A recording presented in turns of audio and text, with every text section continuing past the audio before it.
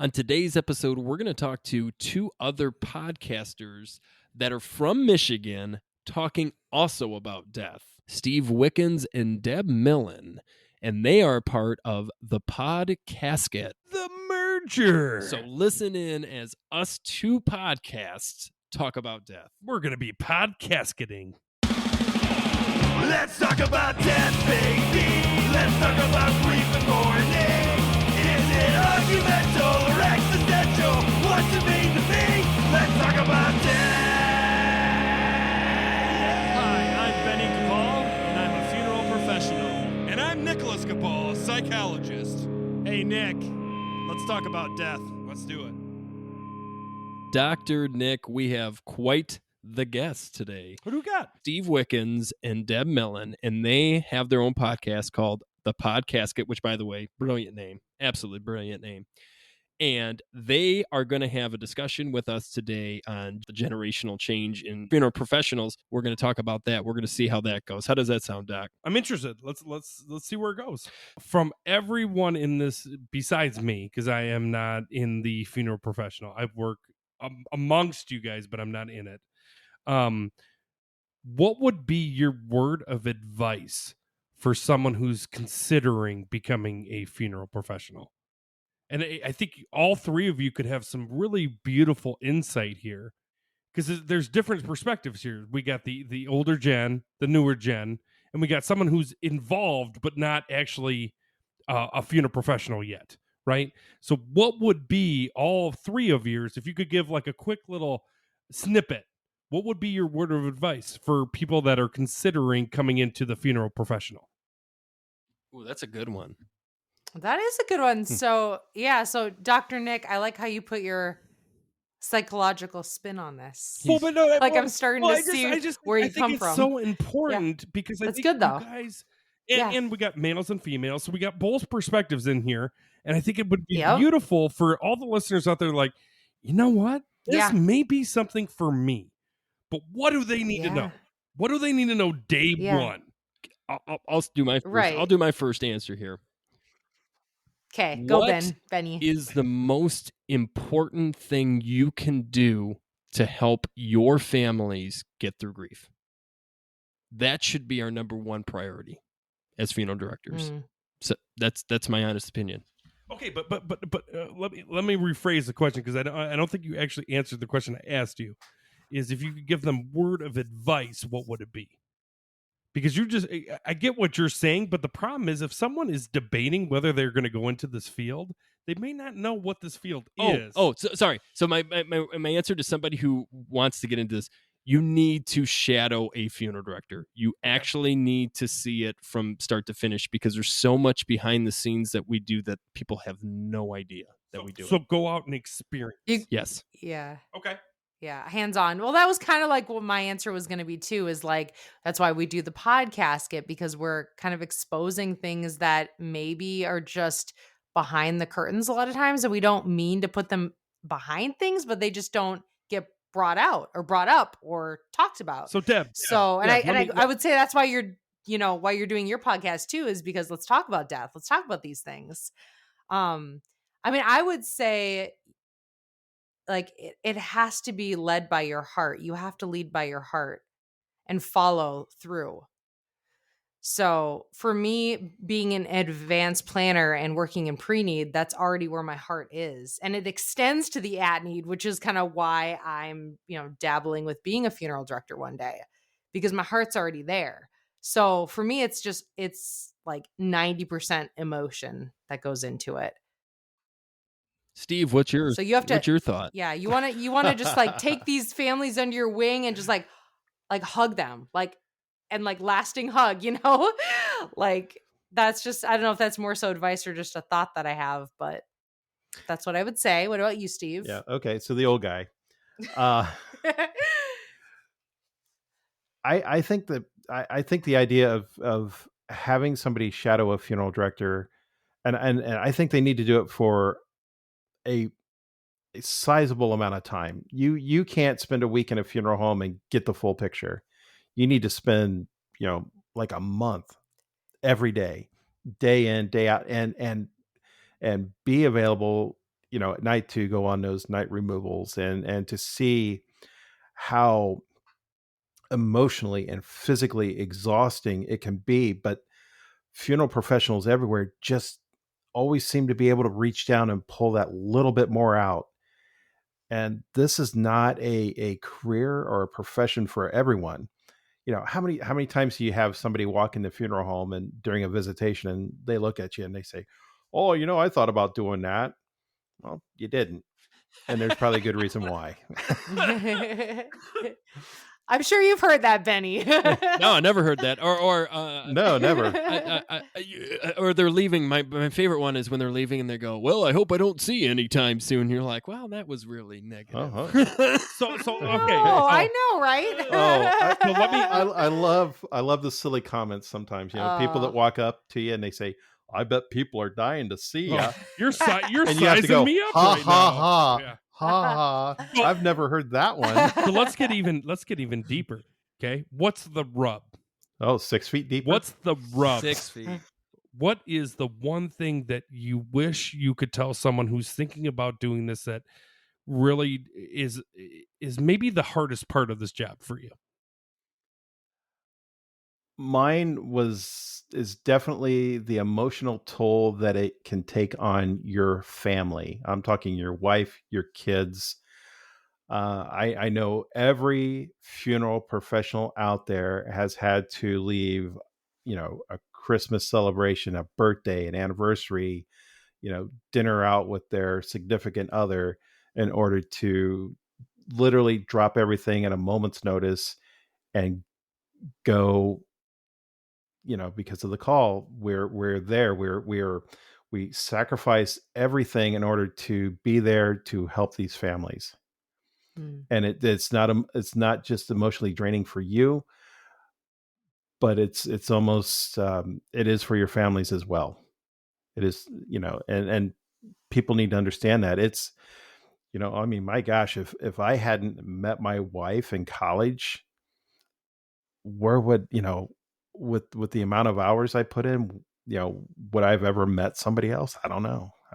But, I got lucky. Definitely got lucky. And, she's stuck with me through all of this, through all the emotional draining, comforting my kids when I've had to leave their parties and they're crying because they don't want dad to leave. And, she deals with all that emotional baggage and fallout from all that. And, she has for, 32 years now.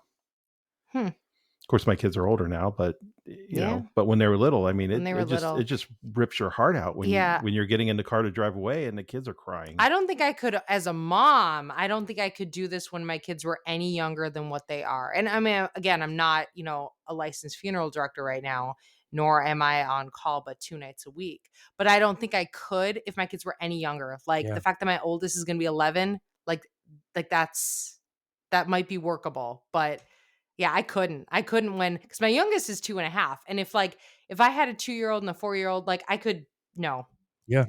So I don't know how you began the career and the family kind of all around the same time, but you did it. So I wrote my that's important. I wrote my dissertation on what is the experience of being a funeral director, and it was a transcendental phenomenological study.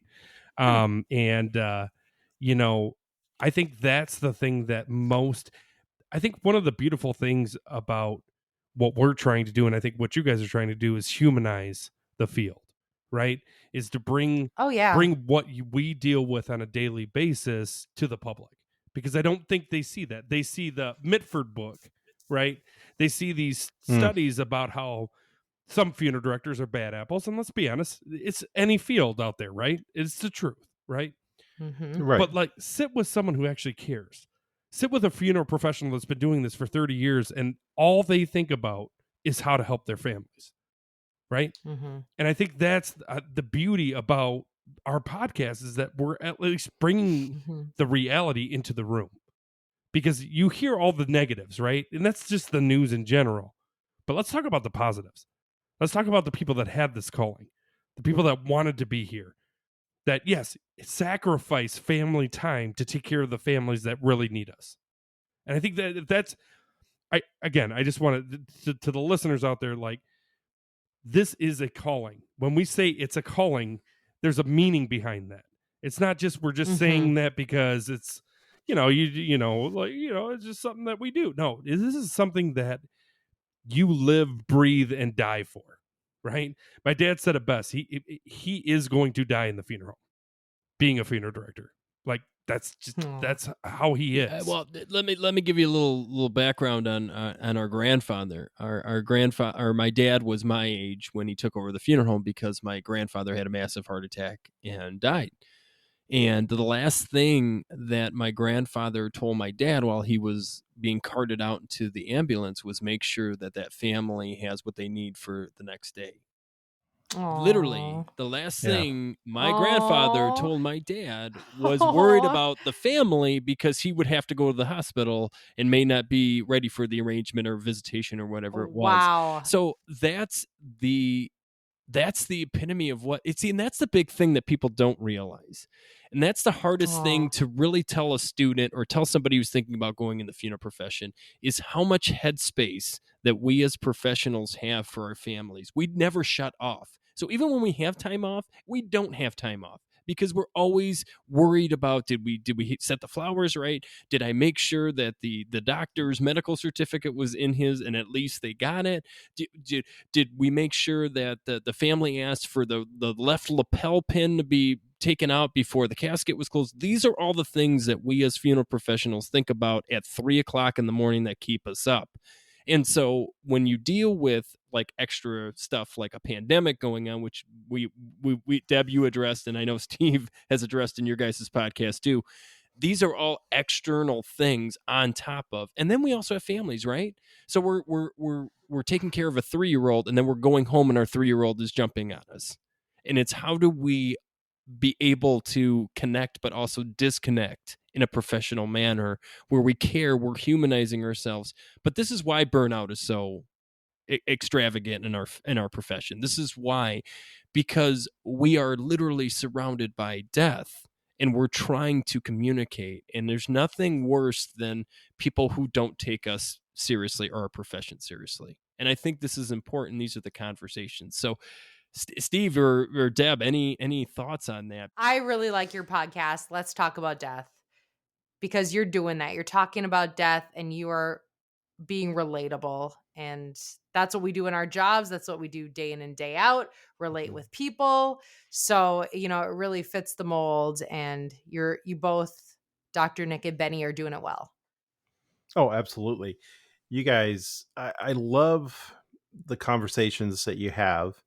I've listened to most of your podcasts, and which is kind of why we ended up having some questions. But before we even get to those questions, I mean, seriously, you two, I think it's absolutely amazing that you guys, again, with your busy lives and everything going on with it, you're able to take this time and come together, and you're asking the questions, you're starting the conversation, and starting that conversation is so important.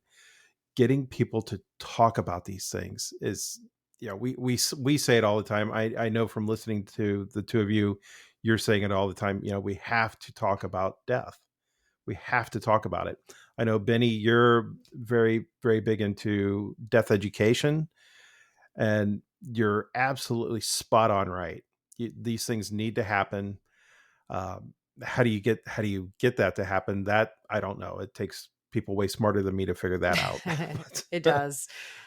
But yeah, I mean, really, thank you, the two of you, for all that you do. I love the conversations, and keep making these things. Well, and I think what's important too is these conversations, if people don't realize that they're listening, this is helping us educate ourselves.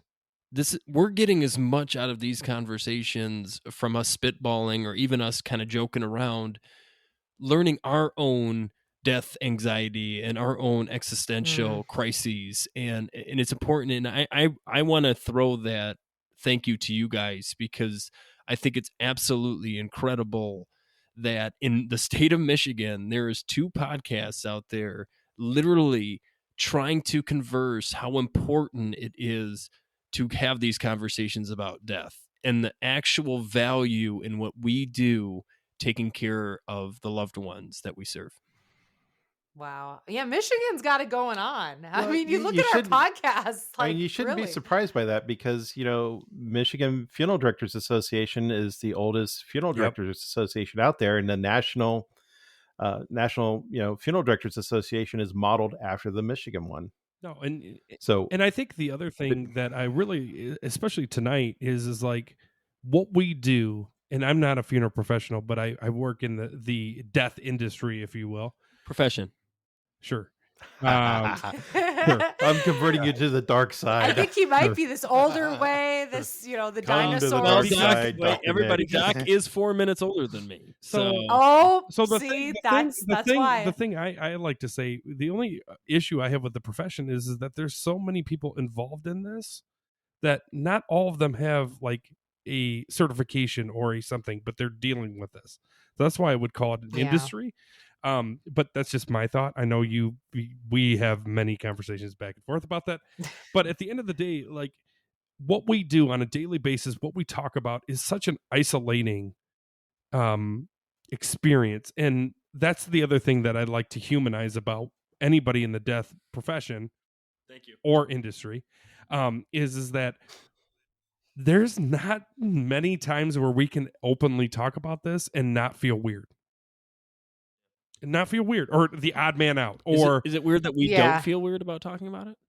well, I mean, it's just like whenever we were like going through like, middle school or high school or stuff, and you'd be like, well, what does your dad do for a living? He's a funeral director. Oh, okay. It wasn't like the cool, like, my dad's a fireman. Oh, that's awesome. It's like dad's death. Cool. Awesome. Yeah. All right. So Well, and on to the next one. Yeah. I mean, you would hope that things are, maybe thanks to Doc and folks like, yourselves, both of you, that the next generation, like our littles, I mean, we have kids, so like I speak for my kids, like we would hope that generation, was it Z or something, or I don't know. Gen Z or Generation no, Death. they're the next one. Generation Death will be Yes, the new yes, generation. that's And absolutely Benny. there'll be You a nailed it. podcast called "Let's Talk About Living" because everybody's talking about death. They forget about talking about living. That's Hey, there you that's go. the There you go. multiverse of the podcast. I feel like we did our job if that happens. Look, I was lucky enough. My first 10 years, I just got off of it, but I kind of helped start the relay program through the Michigan Funeral Directors Association. I got to talk to a lot of young funeral professionals, and when I mean young, I'm not actually cool. talking about like age young. I'm saying young in the profession.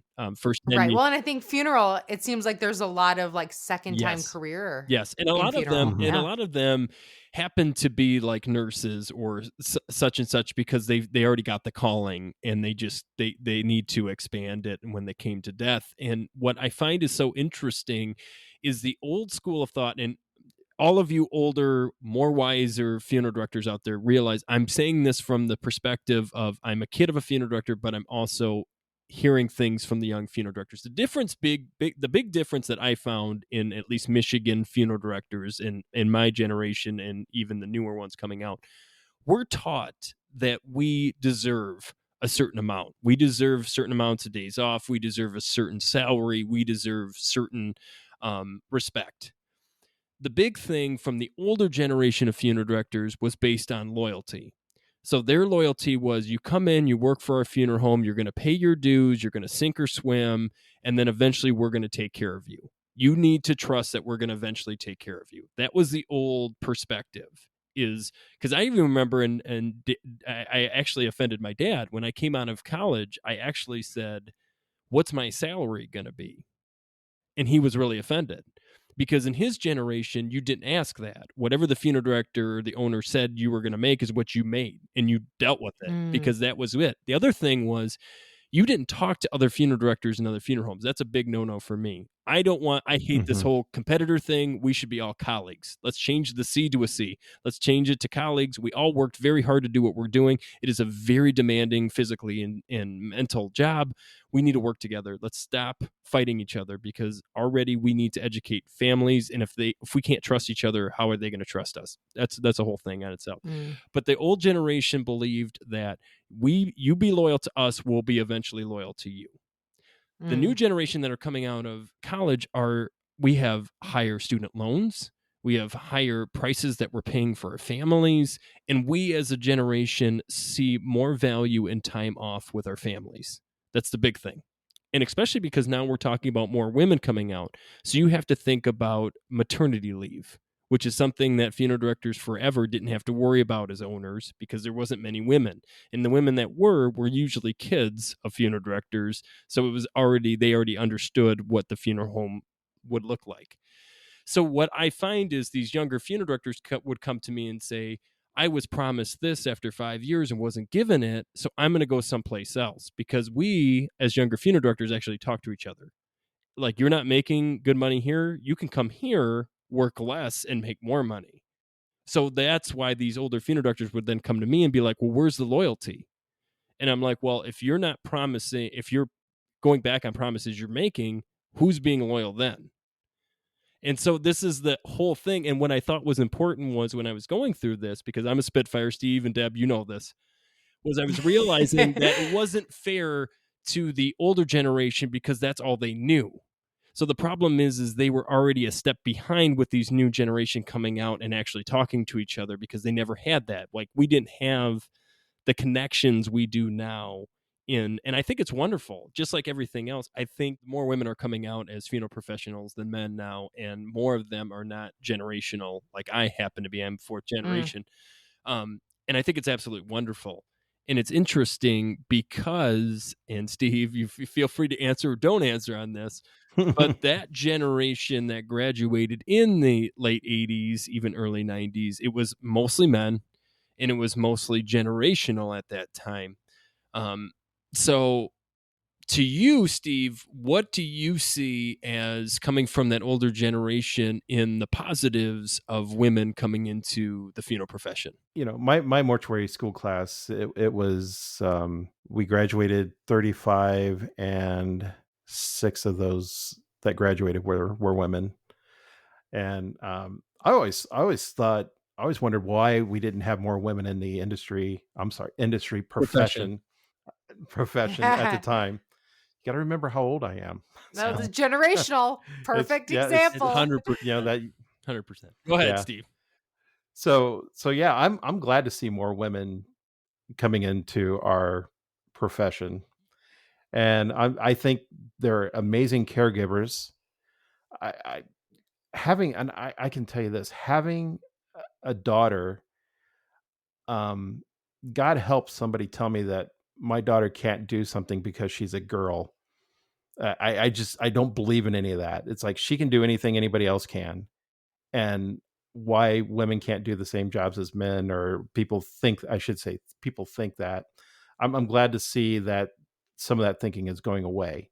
It still needs to go away, just like there's other old prejudices and thoughts that I think just need to still go away as well. One of those things, and again, kind of given how long I've been in the profession, when I was an intern, it was pretty much expected. You were like this almost slave-like individual to your funeral home. They could call you on your days off. There was, whatever they wanted, whatever they needed. Days off. Funeral? Yeah, what's funeral that? Professionals get days off? What? Yeah. What's a day off? Exactly. So what's a day off? What's a night off? Yeah. Those are long gone. But but yeah, and that's one of the. I can tell you, one of the things for me as an owner, it's been vitally important for me to have a pretty strict schedule. People know when they're on, people know when they're off. Do we call each other for help when we need? Absolutely. But yeah, I'm kind of getting off track there a little bit, but Ed, it's time, Doc. You Nick. got it. It's time for those questions. Yeah, let's get some questions up in here. Q&A, everyone's on that Q&A. I think the Podcasketeers, I love that name, by the way, have some questions for us. You ready for that? I'm ready. Ooh, they're hot. I'm They're ready. steamy. Hot and ready. Just like little We do. We have questions. We do. it's like hot We, now. Hot now. We have now. crafted some unique little oddities to ask me. you. All right, here you go. Question number 1. What is your daily beard care and maintenance routine? And do you often find remnants of last night's visit to Applebee's for appetizers in that beard? So Two-part the question. first, for my beard, I learned a long time ago. All you have to do is condition your beard. I actually probably clean my beard more than I clean my hair, to be completely frank. That's so gross. It's just So truth. gross. It's truth. So gross. Benny. Gross. I'd much rather have dry scalp and make sure that my hair, both my beard and my hair, is clean. I do comb my beard every day.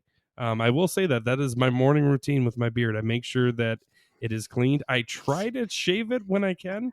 But the unfortunate part is I really don't have time. Yeah. You know what I mean? And It's the a lot of coffee time. is so much more important than trimming my Yep, beard. the coffee is way more important. The second part, though. But the second part would be, do I ever find, you know what? I will say what really gets trapped in there is Tostitos. Oh, yeah, I the don't crumbs. know why. The crumbs. Tostitos. I will say, That's since great. Tostitos. It's Little salsa and Tostitos. Tostitos and guacamole stuck in there. So Doc and I went to a Catholic school, so we weren't allowed to have facial hair. So when we got out of high school, that's Right. why we grew these big beards. It's like the punk thing, like, fine, we're going to grow It's beards. rebellion. So Yeah, you were rebels then. I mean, we should have done it while we were in school. yeah. well, that would have been the ultimate too act much. of Well, rebellion. we actually, funny story. We'd for have to go to all the- confession after all that. the listeners out there, Right. the only detention Ben and I ever received in high school was because we didn't shave one That's day. true. That That's was true. the only detention. And funnier story is That when is we so Catholic when we school. showed up to detention, the dean literally told us to leave, and then he's like, "Why, Capals? Why are you here?" And we're like, "We didn't shave this morning." He's like, "Get out of here! Just make sure to shave tomorrow." Like that was that was our detention story. That's how rebel we were. So my answer is, since I've grown a beard, I apparently don't know how to eat cereal, Oh, and I don't know okay. how to eat soup because it ends up in my beard. Mm. So there's your answer.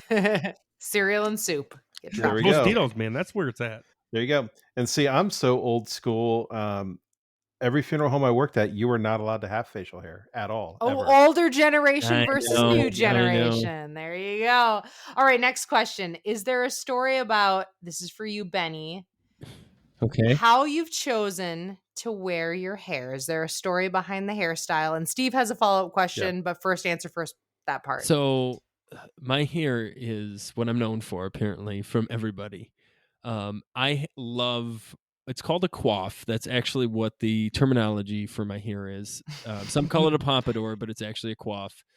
And I am lucky enough because my dad was balding at a very young age. My older brother is balding at Doc and I are lucky to have our mother's hair, so we have long hair, or long luscious hair. And so, yeah, I wish I could wear it longer, but I just, it's not. Okay, secret though to that is that he is married to a cosmetologist. Yeah, it's true too. I have a hairdresser for a So- beautiful wife. My high school sweetheart does is she- a cosmetologist. See that? I like how there's like that little secret part. Well- So does she do your hair? All the time. Yeah.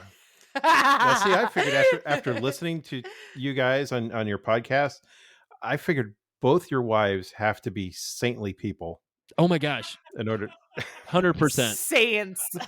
They are saints. They are saints. My wife dealt with a very tragic death in high school when we were dating 3 months in, and I think honestly that's one of the reasons why we're so close is because I was Aw.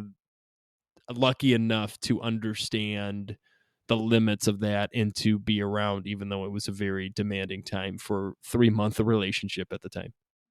Oh yeah, especially as a Wow. high schooler. Oh yeah. The next part or the next question. And, well, anyways, You go, back, Steve. I'll just- back to your question though. I Oh. think anybody married to a funeral professional is a As a saint. saint, 100%. Oh, my wife is, no doubt about it. No doubt about Deb, it. is your husband a saint?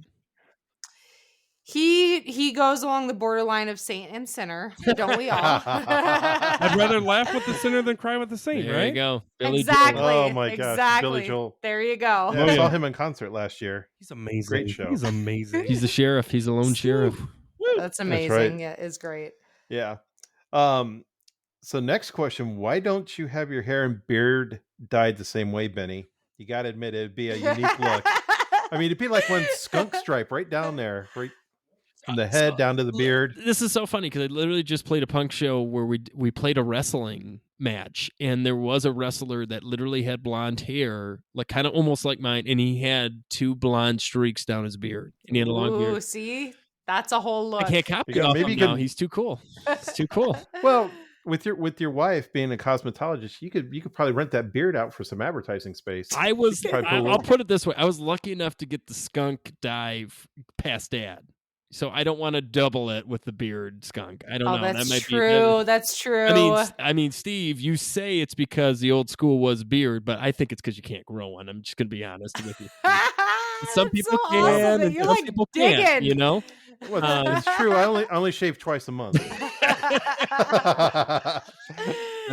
smooth as a These are- baby. These are Oh, things yeah. I've always wanted to say to Steve, but I'm glad I have you here, This- Benny, to do Deb's that. actually texted me. Can you hit these off so like I can get my little Yeah. jabs in without him knowing? I completely believe that.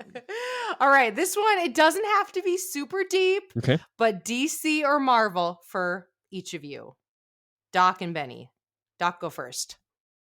Can you repeat that DC or question? Marvel? DC Okay. or Marvel. It Doc. absolutely is Marvel because of the X-Men. That was the coolest thing that ever came out.